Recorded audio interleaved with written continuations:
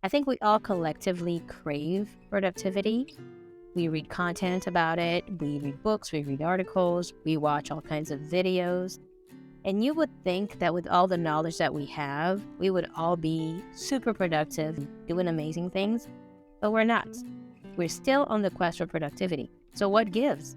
My name is Aretha, and today I'd like to talk about this collective obsession with productivity, why there's such a huge gap between what we know and what we do in real life. And lastly, I'd like to discuss 4 things that I'm trying to do lately to have a healthier, saner relationship with productivity in my own life. And hopefully, those are 4 things that you can try to apply in your lives as well. So the very first thing I want to talk about is why we want to be productive. So I think at a macro level, we all just want to live fuller lives. We want to do more. We want to get more value out of our time. We'd like to have meaningful work, but we also want to have time for family and friends. We want to travel. We want to have side hustles. We want to exercise. At a macro level, we all just want to fit more things into our lives. But at a micro level, why are you interested in productivity? If you don't answer that question of your personal why, you kind of lose yourself a little bit. Productivity becomes a pursuit in and of itself. But I would like to suggest that productivity should be a tool for you to get somewhere. If you're just trying to be productive all the time because it's the right thing to do, then you will never stop. In my personal life, I know how that shows up. I work really hard. I try to optimize my time at work. I optimize my time around chores and all the things that I have to do in my life. And then there's a lull. I get everything done. I'm sitting on the couch and I feel out of place because there's nothing to do. But I have the sense that I'm forgetting something and I won't allow myself to actually take a rest. That is a huge issue. If you spend your weekends feeling aimless, the idea of having free time just feels uncomfortable to you because you have to be doing something all the time, then you know what I'm talking about. And I think the way we overcome that is to be clear about what we want to get out of being productive. Productivity by itself is meaningless. It only matters if it helps you do something you want. So next, let's talk about the 4 things I have been trying to do and that I encourage you to try to do to heal your relationship with productivity. My first step is to decide why you want to be productive. Decide what problem you are trying to solve, what opportunity you are trying to add to your life, and then go look for the tools that'll help you do that. So what we're doing here is taking control of our relationship with productivity. So if you know that you have a certain issue you're trying to resolve, you will find the appropriate tools to solve that particular issue. It narrows down and confines your search, your quest for productivity to a very specific thing that's actionable. If you don't do that, then you are in the passenger seat. You are passive and you are basically absorbing all this information that is thrown at you, all the stuff that's published in books, all the stuff that's circulating out there. You hear about all these tips that all these cool people are doing, and you start thinking that you should do them too. But you shouldn't, unless there's a particular purpose in your life where those tools, those tactics actually work. So start with you. Get in the driver's seat and decide what you need, and then go find the tools. If you find yourself routinely bringing work home, working in the evenings, working on the weekends, your goal may be that you want productivity to solve that. You want to be so productive that you get your work done, and at 5 p.m. you are done. You don't take work home. You get your weekends back. You get your evenings back to yourself. That is a very clear, concrete goal. So then when you go out there and look for productivity tips, you will focus on how to get more work done in less time, and it will make sense. And you will also know when you have reached your goal because all of a sudden you'll have free weekends and you'll have free evenings.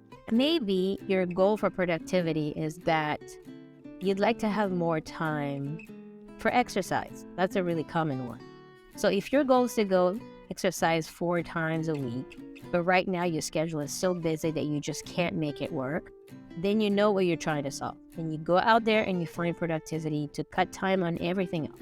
So maybe you cut time on meal prepping, chores, work, obviously, anything else that's getting in the way of you doing your workouts.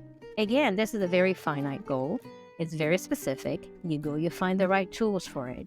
And most importantly, you know when you have achieved your goal. You know that your productivity tools are working for you because all of a sudden you have time to go work out 4 times a week. You are deciding what it is you're trying to do in advance. You can assess whether or not you're getting closer to your goal. You no longer need additional tools. If you're able to go work out 4 times a week, if you're able to not take work home in the evenings and on the weekends, then you can stop your quest for the perfect productivity tool. Before we go on to the next tip, if you like the kinds of topics I talk about on this channel, then please subscribe and give me a thumbs up on this video. The second tip is to combine consumption with production. So when you find a tool out there that seems intriguing to you, that you think might work, you actually need to take the time to try it out in your life. It's really important for us to take the time to apply what we know, and that will not happen naturally just because you know it. You won't just start naturally using it. You have to be intentional about making it fit into your current routine. That's where a lot of us fail. We confuse knowing with doing, and we assume that the more we know, the better we'll behave. But I don't know that that happens automatically. We really have to be intentional about picking something to try, trying it long enough, assessing the results, and deciding whether or not this is something we want to keep in our toolbox. The next time you read something fantastic and you're like, oh my God, that's genius. I can't believe they're doing it that way. I could totally try that. Then don't stop there. Actually make a plan to try it and then decide whether or not that works for you. Here's the thing. Something can sound really logical intellectually. You look at it on paper and you think this is the perfect tool. But when you go and try it in your own life, you may find that it doesn't work. Go find the thing that does work for you.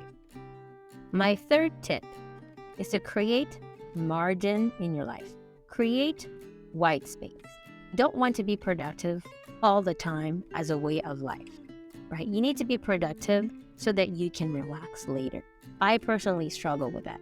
I want to be go, go, go all the time. I want to be doing something all the time. I feel like, there's a certain high that comes with feeling very productive just because you like being someone who's constantly doing something. And I think we need to train ourselves to not fall into that trap. Because productivity for its own sake is just busy work. It doesn't mean anything. If it doesn't lead to any meaningful results, then what's the point? But also, the reward for productivity should be that you enjoy yourself more. And you cannot enjoy yourself if you're constantly busy doing things and you can never allow yourself to rest. So the thing I'm trying to do in my life is to create a lot of white space. If I find myself sitting on the couch with nothing to do, I need to learn to be okay with that. Take breaks from everything. You don't have to be productive 24/7. The last tip is to learn how to enjoy downtime intentionally. And tip number 4, we're taking it a step further. Now we're thinking about filling the white space with something intentional that gives us a break from productivity. So this is where you would probably try to find a new hobby or something that you're doing just for the sake of doing it. Maybe it's doing a puzzle. Maybe it's learning to play an instrument. I think the trick here is to find something that you don't try to turn into a money maker. We can turn a hobby into a job really quickly, and I think our society is kind of wired for that with all the side gigs and things like that. But I want you to stop yourself from doing that. You need an activity that helps you waste time intentionally. I know it's crazy when I say waste time because every fiber of my being wants to fight that. But I do think the reason we're here is to enjoy life. I mean, we want to be productive so that we can enjoy life. But what does enjoying life actually mean? It's doing the stuff you like to do for their own sake and losing yourself in them. It's important for us to have activities in our lives that have nothing to do with productivity. We're not trying to make money off of them. We are just doing them for their own sake because they feel good to us. So those are 4 things that I'm currently working on, and I'd love to hear your feedback on this. So if you have any comments or if you have any tips for how you are fighting the productivity obsession in your life, then I would love to read that. Leave me a comment below. Let me know what you're thinking. And I think I'll see you in the next video. Thank you for watching.